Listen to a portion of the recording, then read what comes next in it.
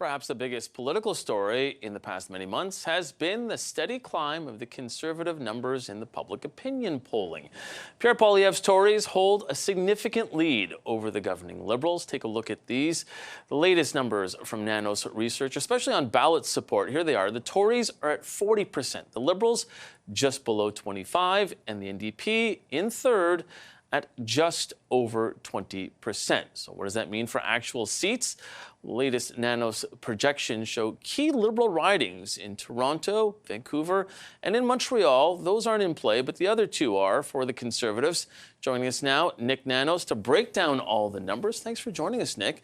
So start with us on that big city issue. Is this a big problem for the Liberals? It's a massive problem for the Liberals because the Liberals have built their power on big cities, especially downtown areas like high-density urban areas like Montreal, Toronto, Vancouver. So they usually have a lock on those, and then they fight the battle in the burbs and in smaller communities in order to try to win government.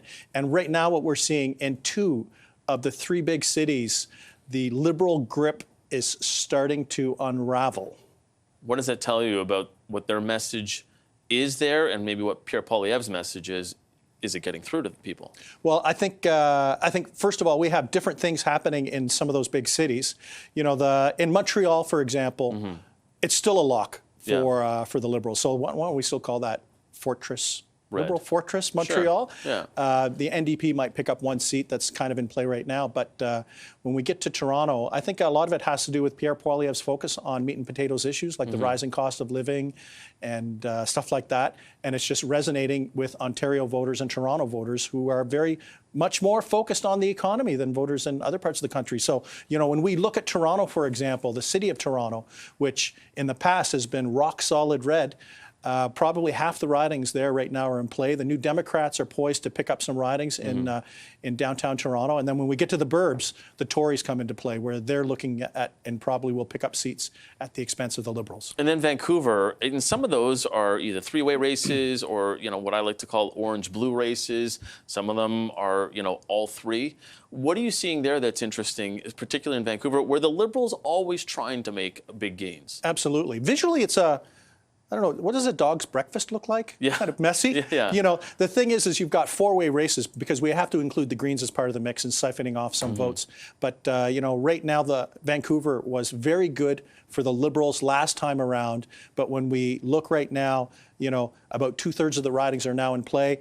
In Vancouver, we'll see the New Democrats pick up seats, also the Conservatives. And when we get outside of the Lower Mainland, actually, that'll be bad news for the New Democrats and good news for the Conservatives. So, you know, with Vancouver and Toronto starting to unravel for the Liberals, that is exceptionally bad news.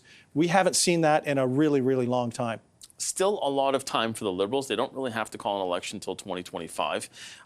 Do you think that that pours any kind of cold water on that idea of them having a 2024 election? And to that end, do you think that they have enough time to turn things around? Well, you know, the thing is right now the person probably best able to defeat Pierre Poilievre is Pierre Poilievre. You know, the Liberals have to hope that he makes some sort of mistake that kind of unwinds the advantage that the Conservatives, and now it's 15 percentage point, the advantage that they've built up in the polls.